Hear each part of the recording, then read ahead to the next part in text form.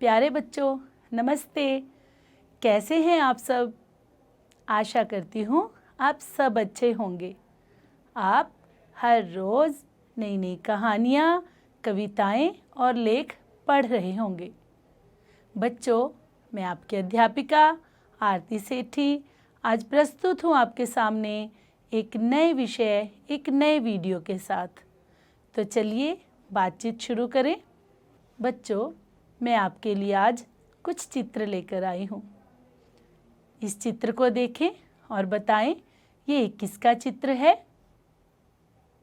शाबाश, सही बताया। ये एक पोस्ट ऑफिस का, डाकघर का चित्र है। अगला चित्र देखिए और बताएं ये किसका चित्र है।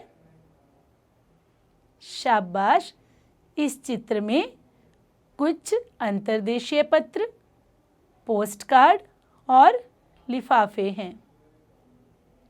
ये चित्र किसका है?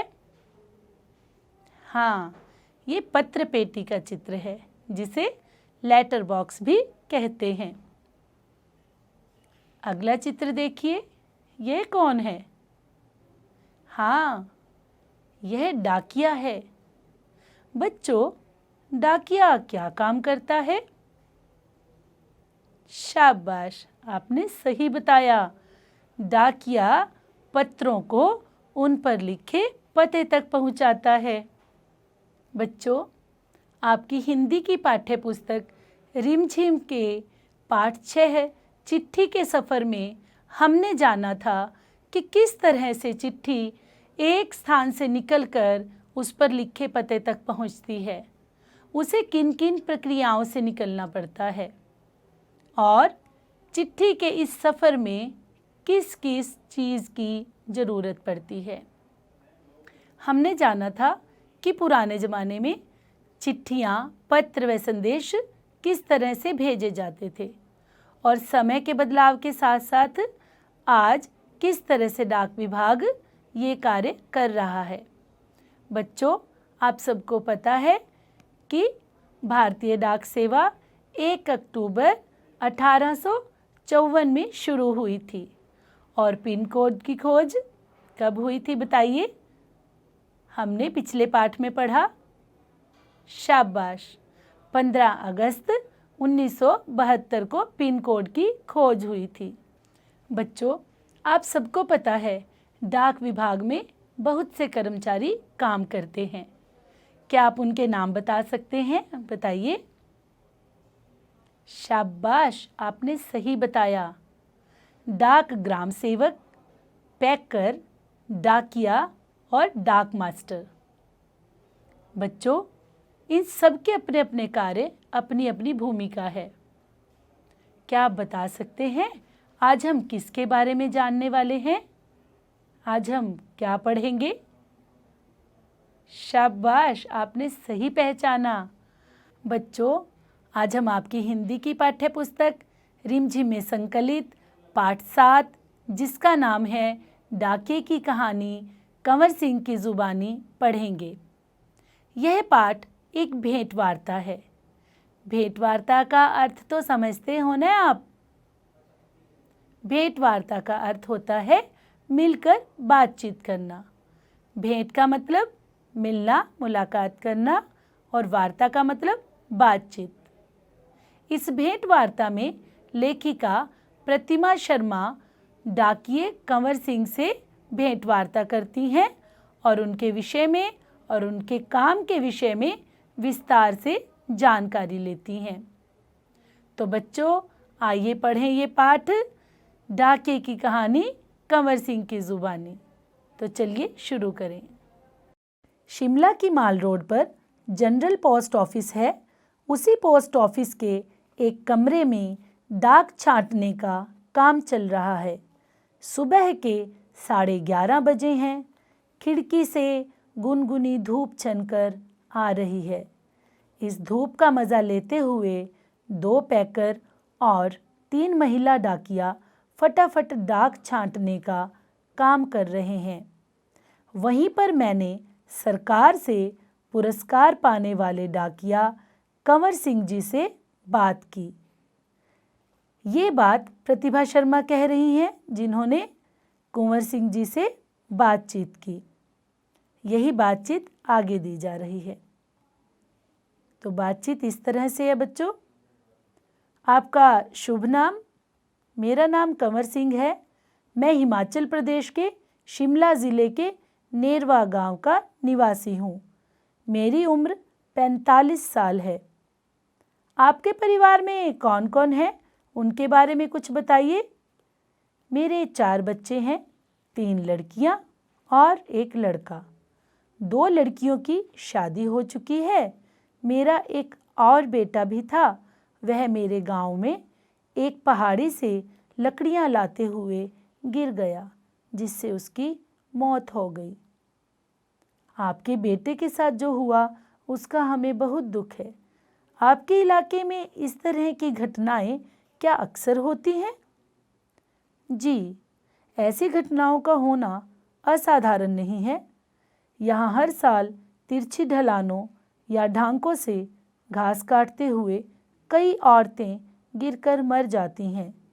फिर भी यहाँ ऐसे ही रास्तों से चलना पड़ता है, क्योंकि दूसरे कोई रास्ते होते ही नहीं। हमारे गांव में अभी तक बस नहीं पहुंच पाती है। हिमाचल में हजारों ऐसे गांव हैं जहां पैदल चलकर ही पहुंच सकते हैं। फिर आपके बच्चे पढ़ने कैसे जाते होंगे? मेरे बच्चे गांव के स्कूल में पढ़ने जाते हैं। स्कूल लगभग 5 किलोमीटर दूर है। मेरी एक लड़की 10वीं तक पढ़ी है, दूसरी 12वीं तक, तीसरी लड़की 12वीं कक्षा में पढ़ रही है। बेटा 10वीं में पढ़ता है। आप जहाँ काम करते हैं वहाँ आपके अलावा और कौन कौन है? क्या आपको डाकिया ही कहकर बुलाते हैं? पहले मैं भारतीय डाक सेवा में ग्रामीण डाक सेवक था। अब मैं पैकर बन गया हूँ, पर हूँ वही नीली वर्दी वाला डाक सेवक। डाक सेवक को करना क्या क्या होता है? मुझे बहुत कुछ करना होता है। चिट्ठियाँ, रजिस्ट्री पत्र, पार्सल, बिल, बूढ़े लोगों की पेंशन आदि छोड़ने गांव-गांव जाता हूँ। क्या यह सब अभी भी करना पड़ता है? क्योंकि अब तो सूचना और संदेश देने के बहुत से नए तरीके आ गए हैं। शहरों में भले ही आज संदेश देने के कई साधन आ गए हैं, जैसे फ़ोन, मोबाइल, ईमेल वगैरह, लेकिन गांव में तो आज भी संदेश पहुंचाने का सबसे बड़ा ज़रिया डाक ही है। इसलिए गांव में लोग डाकिये का बड़ा आदर और सम्मान करते हैं। अपनी चिट्ठी आदि पाने के लिए डाकिये का इंतज़ार करते हैं।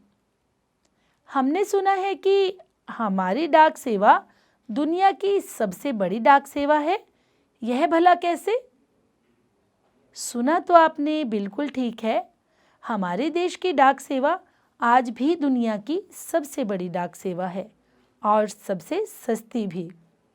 केवल 5 रुपए में देश के किसी भी कोने में हम चिट्ठी भेज सकते हैं। पोस्ट कार्ड तो केवल 50 पैसे का ही है, यानी 50 पैसे में हम देश के हर कोने में अपना संदेश भेज सकते हैं। आपको अपनी नौकरी में मज़ा तो बहुत आता होगा।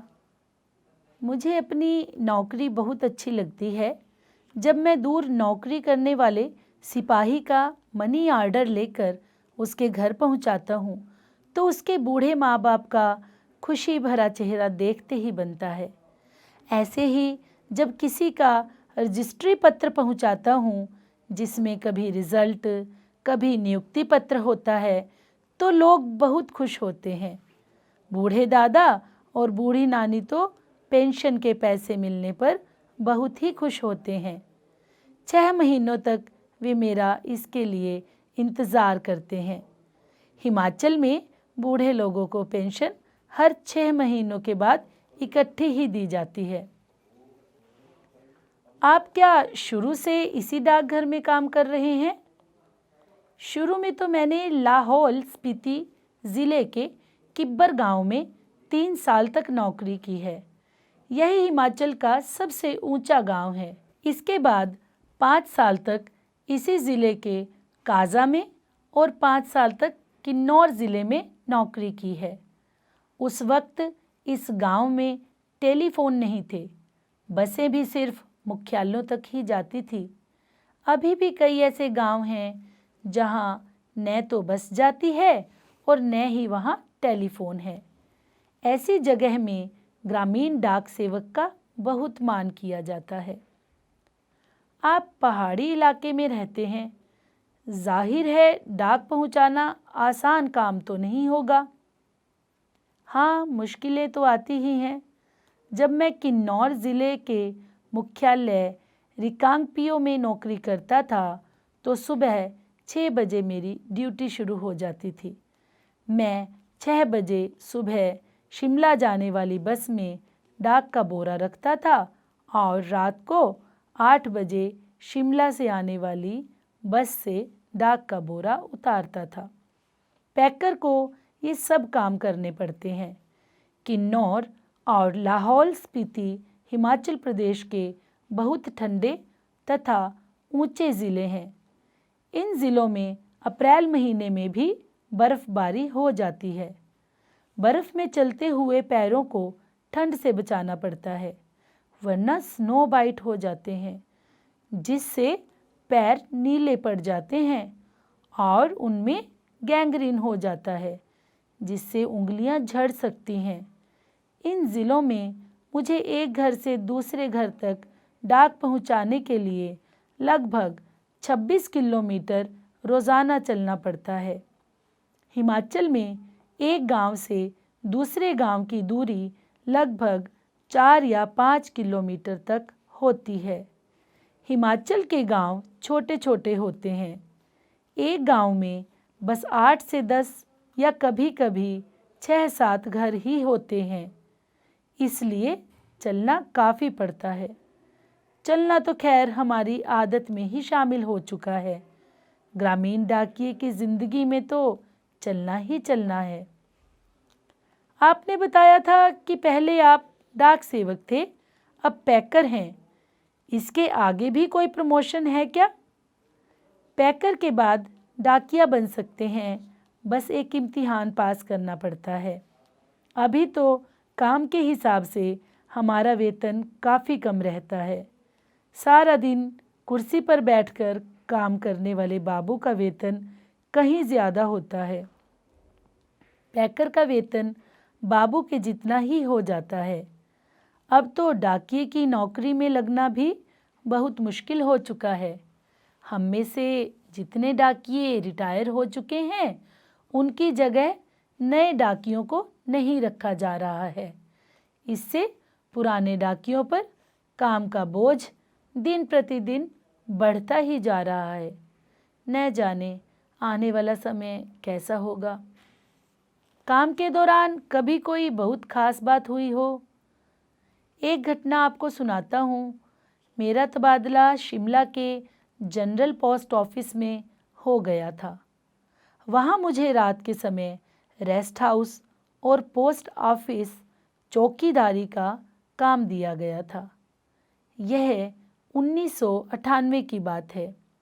29 जनवरी को रात लगभग 10:30 बजे का समय था। बाहर से किसी ने पोस्ट ऑफिस का दरवाज़ा खटखटाया। मैंने पूछा, कौन है? जवाब आया, दरवाज़ा खोलो, तुमसे बात करनी है। मैंने दरवाज़ा खोला तो अचानक 5-6 लोग अंदर घुसे और मुझे पीटना शुरू कर दिया। मैंने पूछा, क्यों पीट रहे हैं? तो उन्होंने कोई जवाब नहीं दिया। सारे ऑफिस की लाइटें बंद कर दी। इससे पहले कि मैं कुछ समझ पाता, मेरे सिर पर किसी भारी चीज़ से कई बार मारा, जिससे मेरा सिर फट गया। मैं लगातार चिल्लाता रहा। उसके बाद मैं बेहोश हो गया और मुझे कुछ भी पता न चला।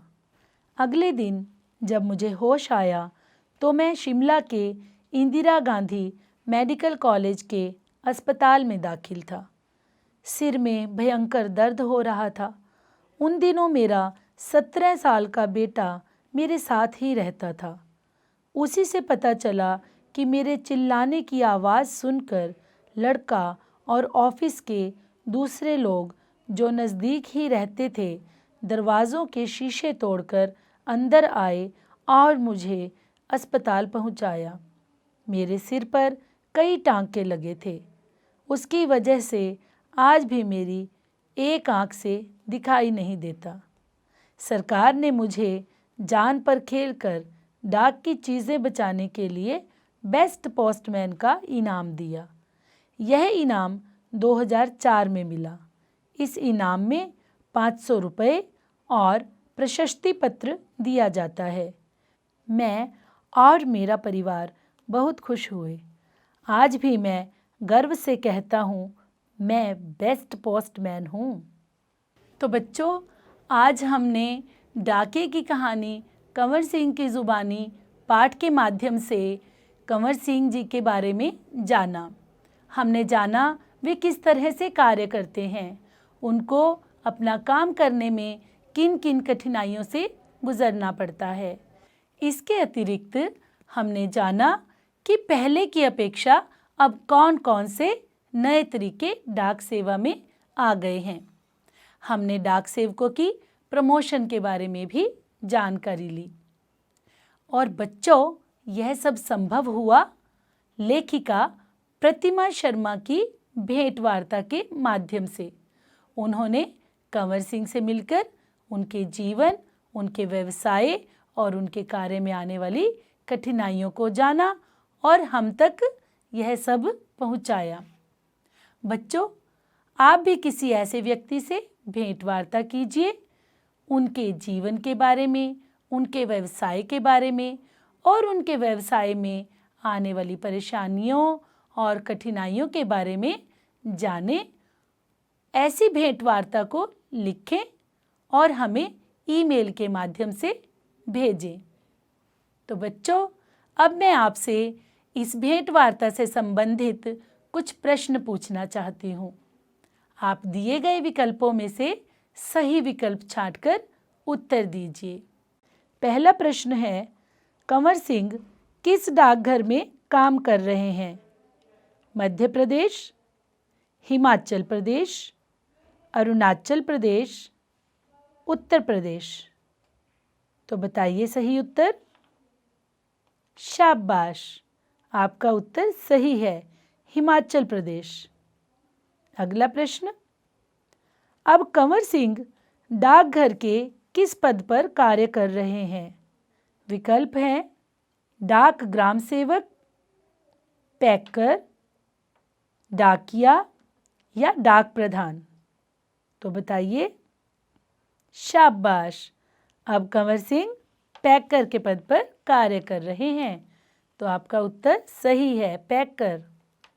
कंवर सिंह के कितने बच्चे हैं? 4, 6, 2, 3। बहुत अच्छे, 4। पहाड़ी गांवों में अभी भी संदेश पहुंचाने का मुख्य जरिया है। विकल्प हैं फैक्स, मोबाइल, डाक, इंटरनेट। बहुत अच्छे, डाक। पहाड़ी इलाकों में अभी भी संदेश पहुंचाने का मुख्य जरिया डाक है। अगले प्रश्न की तरफ बढ़ते हैं। हिमाचल प्रदेश का सबसे ऊंचाई पर बसा गांव कौन सा है? विकल्प हैं किब्बर, बरोत, काजा, इनमें से कोई नहीं। शाबाश, किब्बर। अगला प्रश्न, दुनिया की सबसे बड़ी डाक सेवा किस देश की है?